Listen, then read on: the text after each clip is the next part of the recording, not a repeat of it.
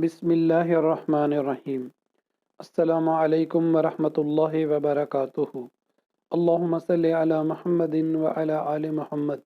سیرت النبی صلی اللہ علیہ وآلہ وسلم۔ درس نمبر 74۔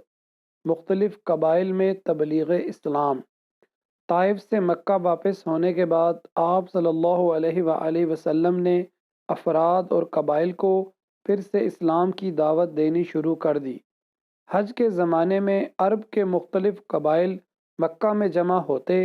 حضور صلی اللہ علیہ وآلہ وسلم کا معمول تھا کہ آپ ایک ایک قبیلے والوں کے پاس جاتے اور اسلام کی تبلیغ فرماتے۔ عرب میں مختلف مقامات پر میلے لگتے تھے جن میں دور دور کے قبائل آتے تھے۔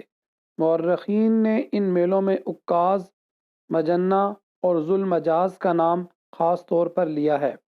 حج کا بڑا میلہ منا میں ہوتا۔ آپ صلی اللہ علیہ وآلہ وسلم ان میلوں میں جاتے اور اسلام کی تبلیغ فرماتے۔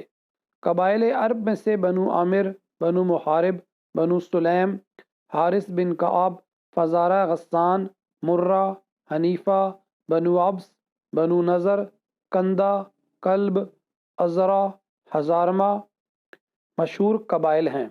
آپ ان سب قبائل کے پاس تشریف لے گئے، لیکن ابو لہب ہر جگہ ساتھ ساتھ جاتا، اور جب آپ صلی اللہ علیہ وآلہ وسلم کسی مجمع کو مخاطب کرتے تو برابر سے کہتا، دین سے پھر گیا ہے اور جھوٹ کہتا ہے۔ بنی حنیفہ یمامہ میں آباد تھے۔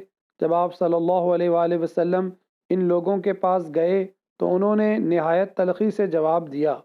مسیلمہ کذاب، جس نے آگے چل کر نبوت کا دعویٰ کیا، اسی قبیلے کا رئیس تھا۔ آپ نے بازار عکاظ میں بنو عامر کے سامنے اسلام پیش کیا تو ان میں سے ایک شخص بحیرہ بن فراس قشیری نامی نے کہا، اگر ہم مسلمان ہو جائیں اور آپ کو اپنے دشمنوں پر غلبہ حاصل ہو تو کیا آپ اپنے بعد ہم کو اپنا خلیفہ بناؤ گے؟ آپ صلی اللہ علیہ وآلہ وسلم نے فرمایا، یہ کام تو اللہ تعالیٰ کے اختیار میں ہے، وہ جس کو چاہے گا وہی میرا خلیفہ ہو جائے گا۔ یہ سن کر اس شخص نے کہا، کیا خوب، اس وقت تو ہم آپ کے مطیع و حامی بن کر اپنی گردنیں کٹوائیں، اور جب آپ کامیاب ہو جاؤ تو دوسرے لوگ حکومت کا مزہ اڑائیں۔ جاؤ، ہم کو تمہاری ضرورت نہیں۔ پھر اس نے حضور صلی اللہ علیہ وآلہ وسلم سے مخاطب ہو کر کہا، جائیے اور اپنی قوم سے مل جائیے۔ اگر آپ میری قوم کے پاس نہ ہوتے تو میں نعوذ باللہ آپ کا سر تن سے جدا کر دیتا۔ یہ سن کر حضرت صلی اللہ علیہ وآلہ وسلم اٹھ کھڑے ہوئے اور اپنی اونٹنی پر سوار ہو گئے۔ بحیرہ نے اونٹنی کے پیٹ پر زور سے ڈنڈا مارا جس سے وہ اچھل پڑی اور حضور صلی اللہ علیہ وآلہ وسلم کو نیچے گرا دیا۔ اتفاق سے بنی عامر کی خاتون زبا عامر بن قرط رضی اللہ عنہا وہاں موجود تھی، جنہوں نے مکہ میں حضور کے ہاتھ پر ایمان قبول کر لیا تھا۔ انہوں نے فوراً اپنے چچا زاد بھائیوں کو للکارا، اے آل عامر، اب میرا تم سے کوئی تعلق نہیں، تمہارے سامنے یہ بدسلوکی ہو رہی ہے اور تم میں سے کوئی انہیں نہیں بچاتا۔ ان کے بھائیوں میں سے 3 شخص اٹھے اور بدسلوکی کرنے والوں کی خوب مار پیٹ کی۔ اللہ تعالیٰ نے انہیں ہدایت دی اور بعد میں وہ ایمان لے آئے۔ جب قبیلہ بنو عامر اپنے علاقے میں واپس گیا تو اپنے ایک بوڑھے آدمی کو جو کبر سنی کے باعث حج میں شریک نہ ہو سکا تھا سارا ماجرا سنایا اور بتایا کہ ہمارے پاس قبیلہ قریش کے خاندان بنو عبد المطلب کا ایک جوان آیا تھا جس کا خیال تھا کہ وہ نبی ہے۔ اس نے ہمیں دعوت دی کہ ہم اس کی حفاظت کریں، اس کا ساتھ دیں اور اپنے علاقے میں لے آئیں۔